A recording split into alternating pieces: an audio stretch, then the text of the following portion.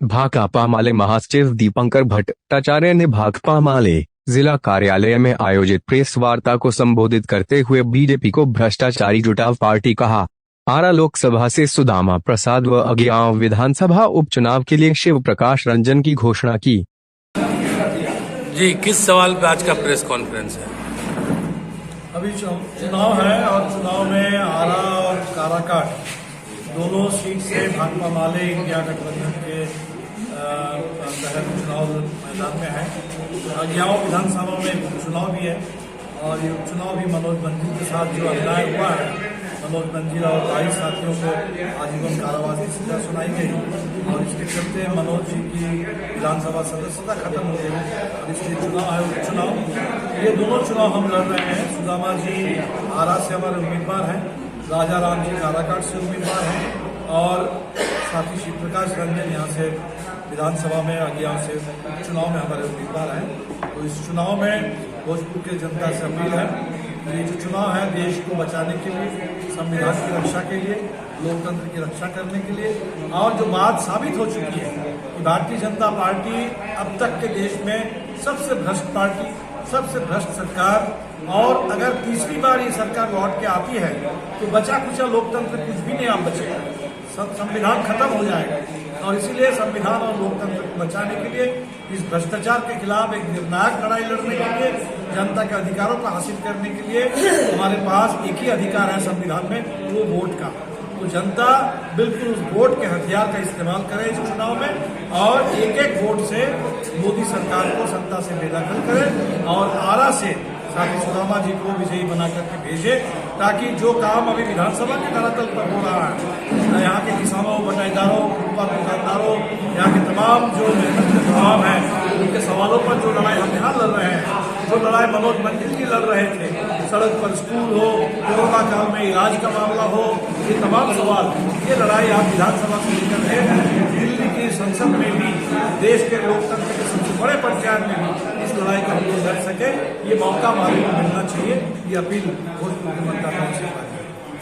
तो वोटर का भरोसा और ईवीएम में वो पारदर्शिता नहीं है, ये तो चुनाव आयोग ने माना था और तभी वीवीपैट लाया गया। चुनाव की बात हो रही है, लेकिन जनता का मुद्दा जो है, असल मुद्दा वो कौन है?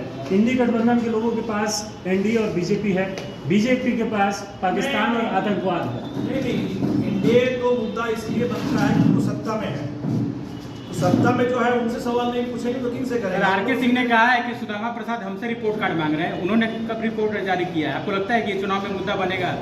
तरारी बनाम आरा की जो विकास की बात की जा रही है, तरारी बनाम आरा, अगर इनको ये लगता है कि वो एक विधानसभा से बात करेंगे, कर ले, कोई दिक्कत नहीं है। तरारी की बात है, अगियाव की बात है, पूरे बिहार की बात है। तो रिपोर्ट कार्ड तो हम किसी एक सांसद से नहीं मांग रहे हैं, पूरे मोदी सरकार से। और साफ है कि मोदी सरकार के पास रिपोर्ट कार्ड नहीं है, जवाब नहीं है। जो नौजवान आज रोजगार के सवाल पर सवाल कर रहे हैं, उसका कोई जवाब मोदी सरकार के पास नहीं है। जो किसान एमएसपी मांग रहे हैं, उसका जवाब नहीं है और इसीलिए बैरिकेड खड़ा करके, सड़क पर कील ठोक करके किसान को दिल्ली में आने से सरकार रोकती है। जो महिलाएं इस समय देश में सुरक्षा और सम्मान की मांग कर रही है, उनका कोई जवाब नहीं है। ब्रिजभूषण शरण सिंह के बारे में कोई जवाब नहीं है। इस समय पूरे बलात्कारियों का संरक्षण भारतीय जनता पार्टी के बारे में ही तो है कि बलात्कारी जुटाव पार्टी और भ्रष्टाचारी जुटाव पार्टी। तो ये जो पूरे भारतीय जनता पार्टी का पूरा स्वरूप उजागर हुआ, इसके बारे में कहीं कोई जवाब नहीं है। तो जवाब उनके पास नहीं है, तो चुनाव में जनता जवाब तो जरूर मांगेगी। अच्छा, क्या लग रहा है आपको कि 2024 के चुनाव के बाद आगामी जो चुनाव आने वाले हैं 2029, क्या हो पाएगा? अभी तो देखिए 24 का चुनाव है, जिस तरीके के आपके कांग्रेस के पूरे देश के अंदर सवाल खड़ा हो गया और चर्चा इसलिए चल पड़ी है कि ऐसा चुनाव तो पहले हमने कभी नहीं देखा था। ये चुनाव शुरू हुआ और दिल्ली के मुख्यमंत्री को आपने जेल में डाल दिया। आपने जेल में डाल दिया किसी एक आदमी के बयान के आधार पर, और जिस आदमी के बारे में अब साफ पता चल गया है कि उनके शुरुआती बयान कुछ थे, बाद में उनको जब जेल में प्रताड़ित किया गया, प्रताड़ित करने के बाद उनको मिला लिया गया अपने साथ और उसी आदमी ने, उसी कंपनी ने 55 करोड़ जो कह रहे हैं कि मनी ट्रेल कहाँ है, वो 55 करोड़ भारतीय जनता पार्टी को उसने दिया है। तो बिल्कुल साफ है इस समय देश में जिस तरीके से चुनाव कराए जा रहे हैं, ये चुनाव में दो चीज, वोटर वोटर का भरोसा ये महत्वपूर्ण है। दूसरा लेवल प्लेइंग फील्ड, कि देश में स्वतंत्र और निष्पक्ष चुनाव हो और निष्पक्षता दिखे। जो चुनाव आयोग भी हम देख रहे थे, राजीव कुमार जी कह रहे थे कि बिल्कुल लेवल प्लेइंग फील्ड होना चाहिए, लेकिन लेवल प्लेइंग फील्ड तो दिख नहीं रहा। बिल्कुल दिख रहा है कि चुनाव को हथिया मरे पूरी तरह से हड़प लेना चाहती है भारतीय जनता पार्टी। तो चुनाव को हड़पने की जो पूरी कोशिश है, देश की तमाम संस्थाओं को रोकने की कोशिश है, तमाम जो विपक्ष के दल है उन दलों को प्रताड़ित करने की कोशिश है। इससे साफ है कि सरकार नहीं चाहती कि चुनाव स्वतंत्र हो और निष्पक्ष हो। और इसलिए लोगों के मन में ये आशंका है कि मोदी सरकार अगर तीसरी बार लौट कर आ गई तो बचा कुचा लोकतंत्र भी नहीं बचे, बचा कुचा संविधान भी खत्म हो जाएगा। और इसीलिए ये देश के जनता इस बार के चुनाव को बिल्कुल जैसे 77 का चुनाव था, जैसे 2004 का चुनाव था, लोकतंत्र को बचाने के लिए कॉर्पोरेट रूल के खिलाफ संविधान के पक्ष में जनता चला रही है। आगे क्या लगता है? बार देश में जनता की आवाज़ जब बुलंद होने लगती है तब थोड़ा संवैधानिक संस्थाओं को भी एक बल मिलता है।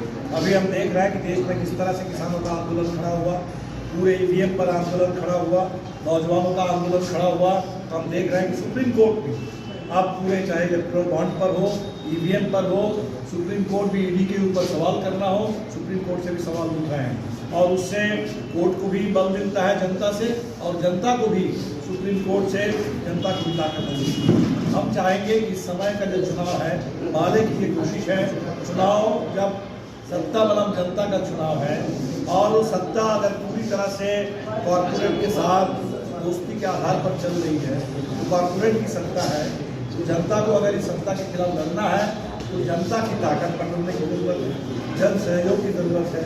और इसीलिए इस चुनाव में हमने कहा है कि बॉन्ड का मुकाबला कूपन करेगा, जनता का कूपन घर घर चलो, 30 रुपये का कूपन जनता से लो और वो जन सहयोग वो मुकाबला करेगा। जो भ्रष्टाचार के पैसे हैं, घूस के पैसे हैं, जो पूरे रंगदारी या रिश्वतखोरी और वसूली के पैसे हैं, उसका मुकाबला जनता के सहयोग और प्यार का पैसे से। जी धन्यवाद।